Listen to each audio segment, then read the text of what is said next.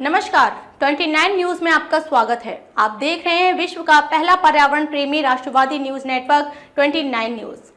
तो चलिए बढ़ते हैं आज की खास खबर की ओर।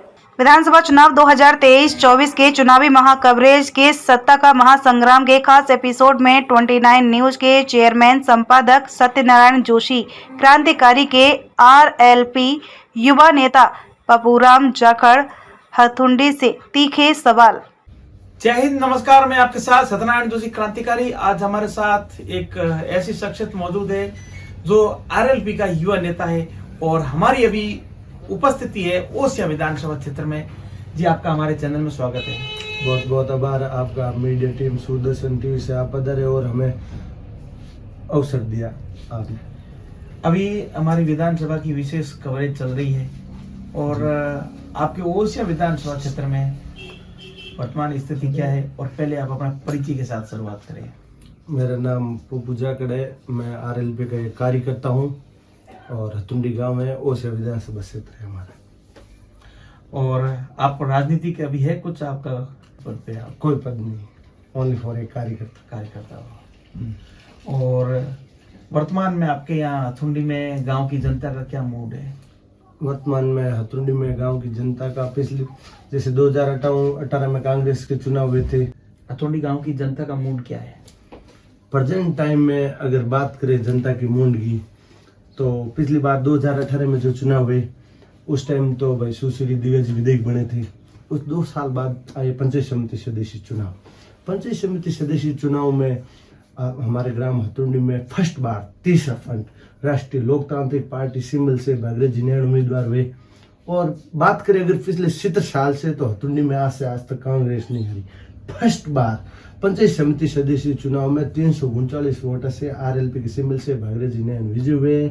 और आगे भी हथुंडी की जनता मतलब कांग्रेस और बीजेपी ये घिसी पिसी पार्टियां से इतने परेशान हो चुके हैं लोग, इसलिए लोग चाहते हैं, लोगों के पास इतने दिन कोई विकल्प नहीं था, अब आया तीसरा विकल्प राष्ट्रीय लोकतांत्रिक पार्टी।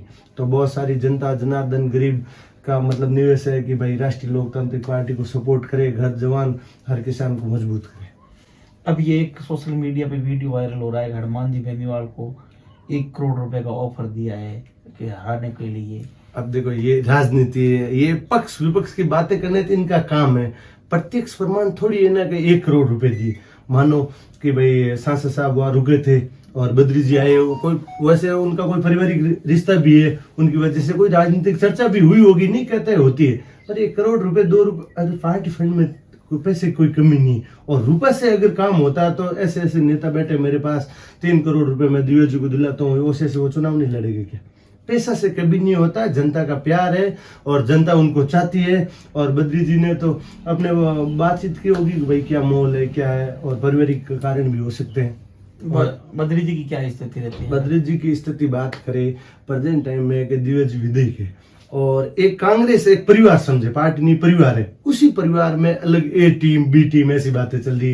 दिव्य जी बड़े मंचा पे बोलते हैं ये तो बी टीम के। अरे एक ही बाप रा 2 बेटा है, जो एक ही पार्टी में ए बी टीम, इसमें क्या है भाई? कई लोग हैं जो बद्री जी को पसंद करते हैं, पर वोट बद्री जी यहाँ से खड़े नहीं हुए तो वोट तो दिव्य जी को मिल रहे, तो वो भरे मंच पे लोगों को ऐसे बोलेंगे ये बी टीम के, तो वो खुद अपने आप वो साथ बैठने को तैयार है, बोला जिस मंच पे वो जाएंगे मैं नहीं जाऊंगी। एक काफी पहले टाइम का एक वीडियो भी सोशल मीडिया पे वायरल हो रहा है और किसी से छुपी हुई बात नहीं है। बद्री जी एक मारवाड़ के जाने माने भामाशाह के रूप में उन्होंने अपनी पहचान बनाई है, कहीं पे भी चला वो भामाशाह के रूप में अगर अग्रणी रहा तो बद्री जी का योगदान रहा। बाकी 70 साल से भाई मदन परिवार राज में कौन सा इतना बड़ा भामाशाह का काम किया? भरी सभा थी बावड़ी में, उसी पे उन्होंने एक बुजुर्ग व्यक्ति के साथ दुर्व्यवहार किया। आप वीडियो देख रहे हो, ये कोई अच्छी शख्सियत है क्या? अच्छी बात है क्या?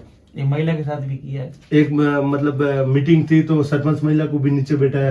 पुलिस प्रशासन को आप देखो, पुलिस पर ये जरूरत नहीं हुआ हनुमान बेनीवाल के पास चले जा। बात ये हो गई कि जैसे आप रीब काया उड़ा वहां रीब बड़ा जना काई करा पड़ोसी बुरी करा, उसी प्रकार अगर वो 5 साल हो गए उसको विधायक बने हुए, उसका अपना अच्छा वर्चस्व है, तो उनको जहाँ मीटिंग लेते हैं, मेरे दादाजी ने वो किया, मेरे पापा जी ने वो किया। कहते हैं कि दादाजी की जब बात आती है तो कहते हैं कि मैं मेरे दादाजी का नाम खोल करके लेती हूँ। हनुमान बेनीवाल अपने दादाजी का नाम क्यों नहीं लेता है?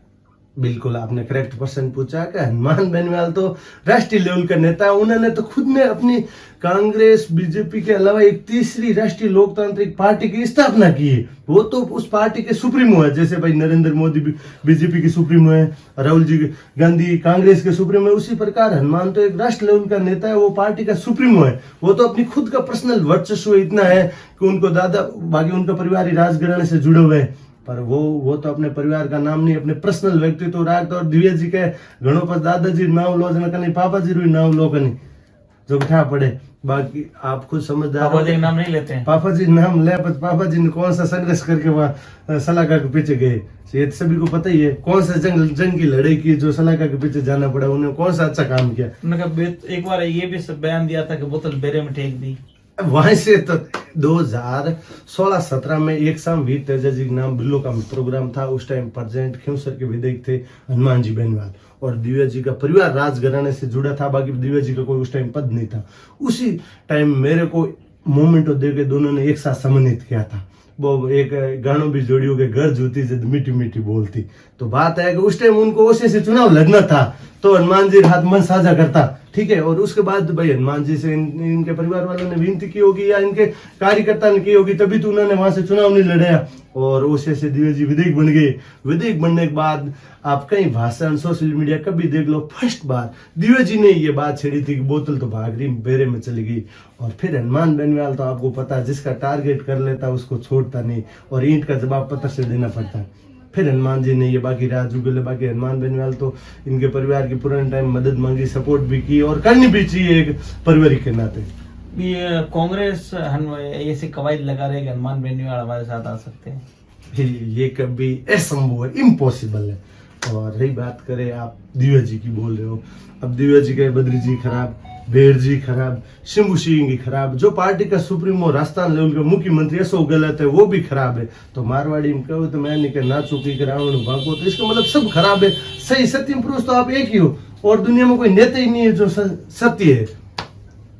अभी हाल फिलहाल क्या स्थिति है दिव्या जी? हाल फिलहाल हमारे यहाँ तो ऐसी स्थिति की पिछले पंचायत समिति सदस्य चुनाव में तो आपको पता है 339 वोटों से जीते, और अगली बार तो जनता से यही आशीर्वाद चाहते हैं कि भारी मता से 30 फंड जिसका समर्थन करे या खुद खड़े हुए जो भी सिंबल के नाम पे चुनाव लड़े उसका अपार सहयोग करे और पार्टी को। वो कहते हैं कि क्या मजाल है मेरे क्षेत्र में आईएन जईन कोई ट्रांसफर कर दे, मेरे क्षेत्र में कोई ट्रांसफर कर दे क्या? देखो ये बड़ी बड़ी बातें वो के जो नेता बल्द बहन छूटे भोपा कहन छूटे, जगी बात है। नेता का काम होता है बड़ी बड़ी फेंक देते हैं, वो कर दिया ये कर दिया। आप जमीनी स्थिति इसमें हनुमान जी शामिल नहीं है बड़ी बड़ी बातों में। बड़ी बड़ी बात हनुमान जी करके दिखाते हैं, अपनी पार्टी भी स्थापित कर दी, और जो ठान लेते हैं मुद्दा करते हैं वो फर्स्ट प्राथमिकता करते हैं।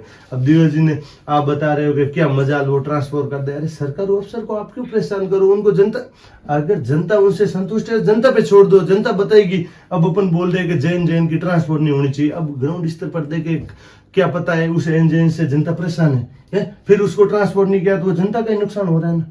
इसलिए सरकारी अफसर है जो अपनी ड्यूटी कर रहे हैं बाकायदा अपने स्तर पर सही है, उनसे न कि सरकारी महकमे से प्रेशर दे। आपको क्या लगा हनुमान जी हर जगह अपने कैंडिडेट उतारेंगे इस बार? बिल्कुल एनडीए मतलब गठबंधन की बात चल रही है, जैसे बसपा ये दूसरी पार्टी है, उनसे अगर बैठ गया तो अच्छी बात है, वरना हर सीट पर चुनाव लड़ेंगे। धन्यवाद, आपने बताया। एक बात मैं आपसे कहना भूल गया, बद्री राम जी जैकेट का इनका जो विवाद चल रहा है, ये विवाद आखिर कहाँ तक थमेगा?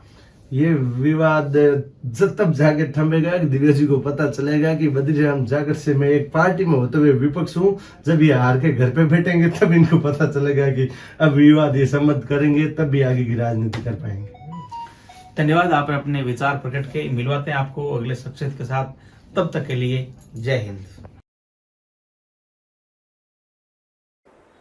खबरों में अब तक के लिए बस इतना ही, फिर होगी आपसे मुलाकात कुछ ऐसी ही खास खबरों के साथ। तब तक के लिए नमस्कार और देखते रहिए 29 न्यूज़।